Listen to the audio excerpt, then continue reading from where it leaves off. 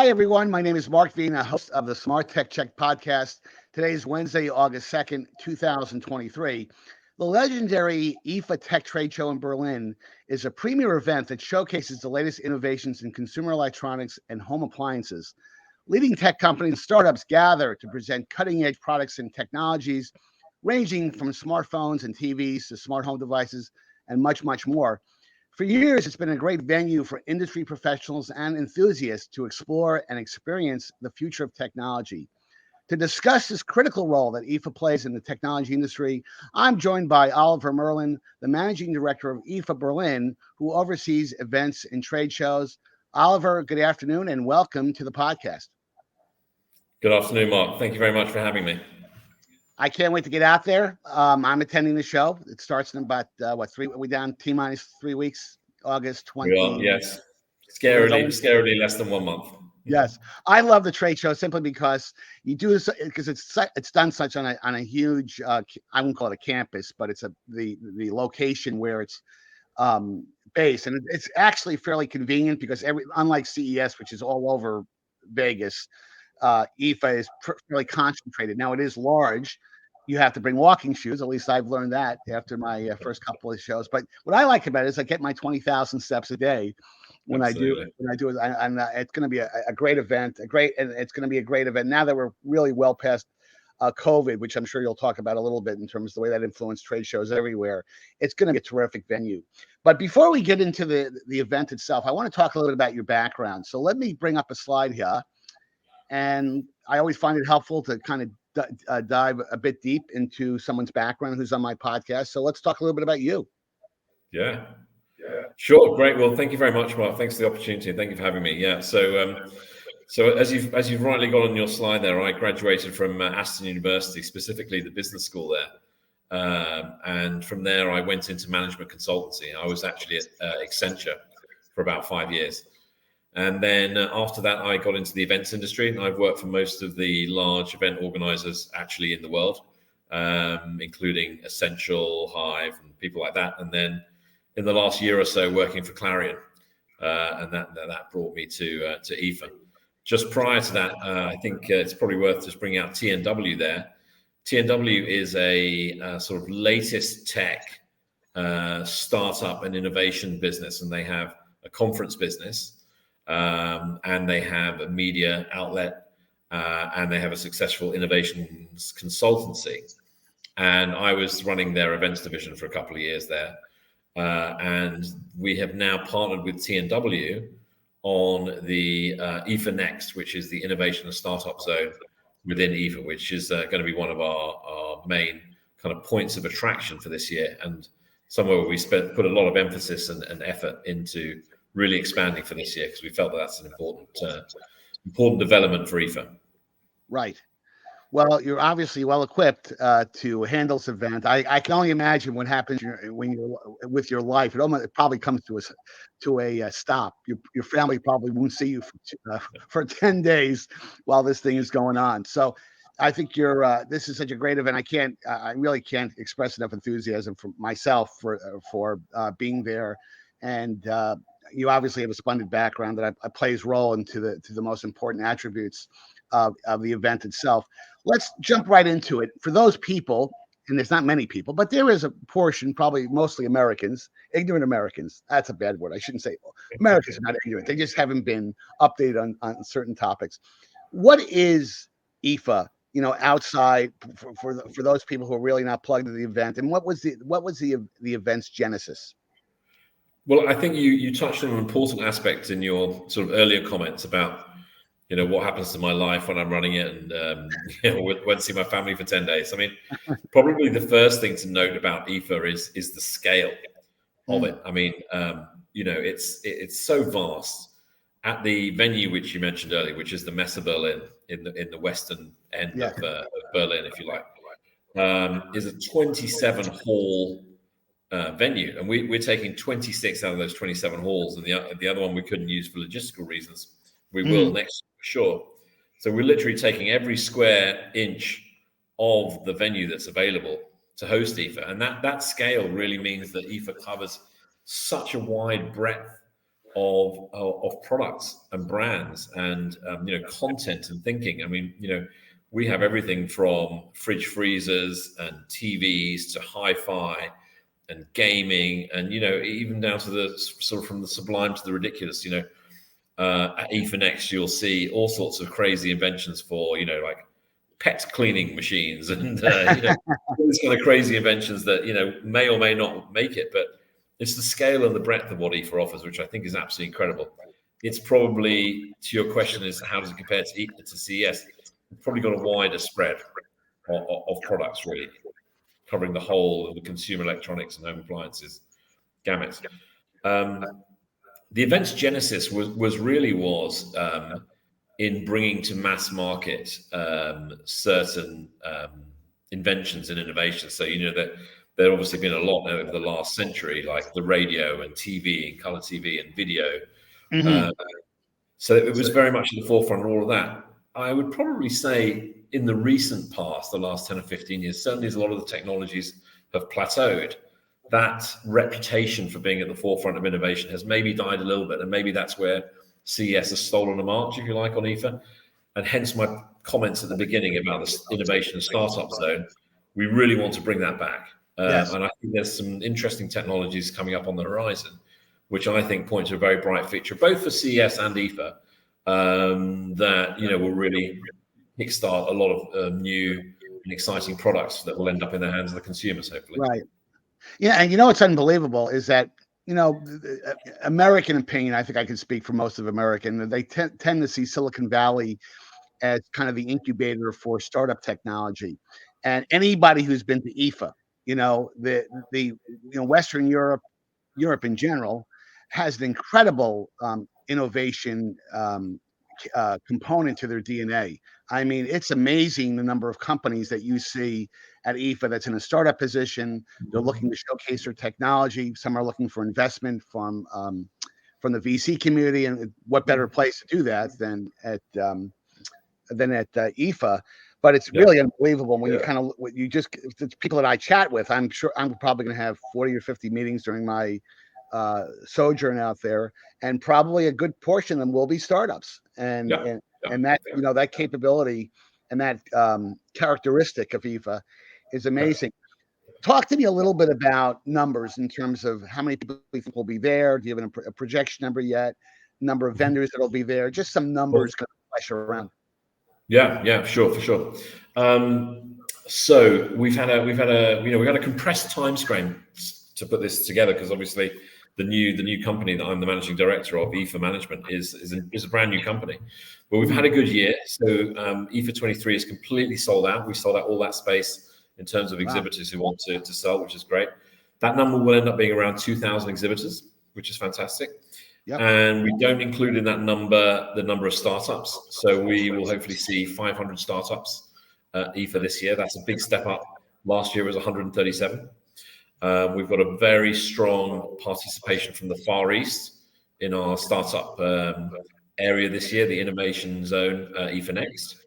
We've got several country pavilions from Korea, from Japan, from China, in addition to a lot of European startups. I think one of the differences is that in the US, a lot of it, as you say, is congregated around that Silicon Valley area. In Europe, startups come from Amsterdam, they come from Spain, they come from London. It's a little bit more disaggregated, and hopefully, more and more of them will start to come to IFA. Right. Well, and what's fascinating is that every country in Western Europe has kind of a personality. This is not cut and dried, but you'll see different kinds of technologies come out of Sweden. Different types of technologies will come out of Germany, or France or Spain. And not to say that there isn't a kind of a nice melting pot of technologies that you wouldn't expect to come from certain countries. But yeah, it's kind of interesting how certain countries tend to dwell on certain types of areas in the technology space. But let's hit the next topic, because I think it's an important one for us to dwell into. Is the difference from IFA to CES? And I will say, from my perspective, and I'm obviously will be at CES. I've been to I think I've been to 25 CESs in my life, which, Vegas is an interesting venue. And what I've noticed about IFA, and I noticed the first time I attended IFA 5 or 6 years ago, is that IFA has a thematic component to it. And the IFA team and the management team has always been really good at saying, yeah, we're going to have thousands of exhibitors. We're going to have lots of startups. We have a completely, different, disparate range of technologies and capabilities and devices that we show. But they do a good job. You folks have always done a really good job of saying, here are the 2 or 3 themes that we believe are going to emerge from the show, which is helpful to me as a technology analyst because it allows me to kind of, construct a narrative after I leave the show. But unlike CES seems to be kind of, everything for everybody, and it's very hard. That's not always true, but it's kind of like the CES is kind of like the bright shiny object thing, and you've got a lot of big American players that show up, and even the dynamics of CES has changed over time, especially since COVID. But am I right in observing that the thematic component to IFA is really important in terms of the way you guys construct a narrative for people who are going to are lucky enough to be there in person? I think you're absolutely right, Mark. I think you're absolutely right. There is the key difference between IFA and CES is that IFA has got an unashamedly B2C agenda, if you like. And if you think about how the show runs, it runs over 5 days, and in the middle of those 5 days are 2 weekend days. And so the weekends are very, very open. I mean, in fact, the public can come at any of those 5 days. But in particular, over the weekend, the public is encouraged to come and obviously has the time and the ability to do so. The other days tend to be more trade focused. And I think that's a key difference in that, there's obviously a difference in terms of the audience, but then that does make a difference in terms of the way that we as an editorial team, if you like, try to curate the show. So you're right that there's much less jumping on whatever is the latest innovation, and perhaps CS has got an advantage in that. So for example, you won't see IFA this year us going in on the auto side of things the way the CS did very nicely, I must say. You won't see that IFA this year, and I think because there's this consumer element to it, IFA is a little bit more considered, more kind of a guide, if you will, than CES is in terms of some of the technologies. And I think we'll take our time. And certainly mobility, the whole topic of mobility is one that IFA will start to talk about more and more over the coming years. But we don't dive into it maybe as quickly. And I think it's probably for that reason. Yeah. And I think the audience comparison is a good one. Because again, IFA tends to be a consumer show. Now that's not to say that some consumers don't show up, under mysterious circumstances at IFA. You do see that. I mean, I've seen that multiple times while I've attended the show. But truly, it has a business focus, from an engagement standpoint. And but again, I think the wonderful thing is the fact it tends to be a thematic type of show. That's and right. I think it makes it a lot easier, frankly, when you attend to kind of understand where the trends are, where the interesting things you want to focus on, and let's talk about that. Let's jump right into that. Yeah. What are the major tech trends you think that visitors are going to see at this year's IFA? What things that you expect to come back as major themes? Yeah, I mean, there's 2 or 3 really that have jumped out this year, and I think you sort of. You'd have to sort of be deaf, dumb, and blind not to have noticed them. And of course, IFA being open for everybody, we want people who are necessarily, tech, naysayers or whatever, because there are things. It's just things that are going on in the world where everybody has got an opinion on. So the obvious one to start with is AI. And if you and I had said AI probably even a year ago. Was probably maybe considered a niche topic to general public, and now everybody's grandmother has got an opinion on AI. It's going to be the end of the world, or it's going to be fantastic, and so on and so forth. So, frankly, it's great that AI has really, really, come to the forefront this year. And as I said earlier, it's going to be one of those technologies that really pushes innovation, both incremental and kind of step change innovation for a lot of our customers. I think it's really going to make, the whole smart things, smart homes agenda really come to life and really mean something for people. And so I think that's great. And I think, we've got a lot of that on our content agenda this year. And I think next year you'll see really a lot of it really play out on the exhibitors. I'm sorry, go ahead. No, Okay. Well, I was going to ask is that, and you may want to address one or two more trends that we'll see. But the one thing I also want to jump into a little bit, because this is important, you get some really big hitters from a technology company standpoint that shows up to do keynotes. I mean, you've got last year's Cristiano from Qualcomm has been there. Mm-hmm. Really get some. I mean, those are the biggest of the big in terms of people who show up. Can you give us a little color on what kind of keynotes we're going to see? Yes, absolutely. So what we've tried to do this year, Mark, is we have got similar to, say, for example, Cristiano from Qualcomm. We've got similar keynotes like that from Hisense and Honor, which are going to be fantastic. I won't say too much about that, but obviously very senior people with also showcasing some very interesting things about their new products. Allied to that, we have then put on a very interesting program of what I would call kind of thought leadership content, which again, I think is something that IFA needed to really kind of bring back. And I won't say sort of TED Talk level content, but, kind of approaching that. And that's certainly our ambition, to position somewhere where world kind of thought leaders would come and talk about things like that. So we've got a professor called Chris Miller, who's probably the world's renowned authority on chip manufacturing. And, that's kind of, almost like an arms race. And so, there are kind of geopolitical kind of angles to that. We've got Angie Gifford from Meta. We've got a chap called Kwebbelkop, who is a 15 million YouTube follower. So, we're kind of going from professors to, YouTubers, and trying to cover, everybody from the very, very serious thought leadership stuff to the Gen Z, and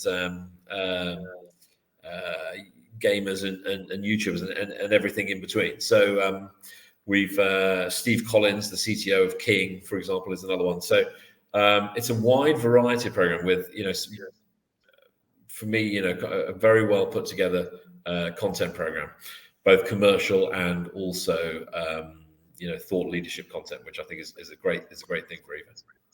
No, it's really an all-star list of folks. And, generally speaking, I mean, you see obviously critical keynotes at CES, but again, those keynotes tend to drive thematic topics that get discussed, and really you get a chance to really kind of comprehend their importance as you kind of walk around the show floor. And so it really is going to be really an incredible event. Any last thoughts on maybe tips for attending IFA? In the scrolling list, I've got in the feed at the bottom, I've got the IFA website, which you can go on and register for the event if you choose to do that. But and aside from bringing very comfortable walking shoes, which I will be bringing, any tips, any final comments before we end the podcast? Well, they always say bring two pairs of shoes, right? Then wear one pair of shoes one day and then alternate to your other pair of shoes, so your feet don't. There's probably there's a couple of aspects I'd really like to bring out if possible. So I mean, that content program we were just talking about is something called the Leadership Summit that happens on the Friday and Saturday, the first 2 days. So if people are interested in coming and listen to some of that Thought Leadership Summit, those are the days to come. You can get tickets for that on the website, which you've handily put there. One of the other super massive theme that's come out this year is sustainability. And we've reflected that interest, which really is a general interest topic, in a physical zone within the show this year called the Sustainability Village. So a top tip is get yourselves to the Sustainability Village. There is a separate content stage there with people talking about everything sustainable, and exhibitors taking space there, and a mend and repair shop. So if you've got old or broken tech that you want recycled or repaired and taken away with you, please come and see that. I think it's a really nice kind of initiative for IFA to have. Sustainability is, again, now is so important for everybody, every consumer in terms of their sort of buying decision-making process. I don't know whether it's bigger than AI or not in terms of a general interest topic, but it certainly has actually taken us by surprise, and we reflected that in its importance to IFA. So I would really push that. And Oliver, I thought I could do an entire podcast with someone who would not mention AI at all. But I think it's impossible. everywhere, right? Yeah. I am sure it's going to be, front line and center in many of the technology demonstrations, and a lot of the product offerings are 100%. there. Both the good part of AI and potentially some of the risks that are associated with AI. But I think it'll be a great forum to have those conversations. Well, in any event, this has been a great conversation, Oliver, and I can't wait really to attend the show. Oliver, thanks for taking the time to join me for today's podcast. For our viewing and listening audience, please make the Smart Tech Check podcast part of your day or commute. Please make sure that you hit the like and subscribe buttons at the end of today's podcast, or use these on-screen QR codes to connect with me. You can also follow me on Twitter. Now it's called X, by the way, but I'll still use the old brand name Twitter, at Mark Vina Tech Guy. Oliver, thanks again, and see you soon in Berlin. Thank you. See you, Mark. Bye.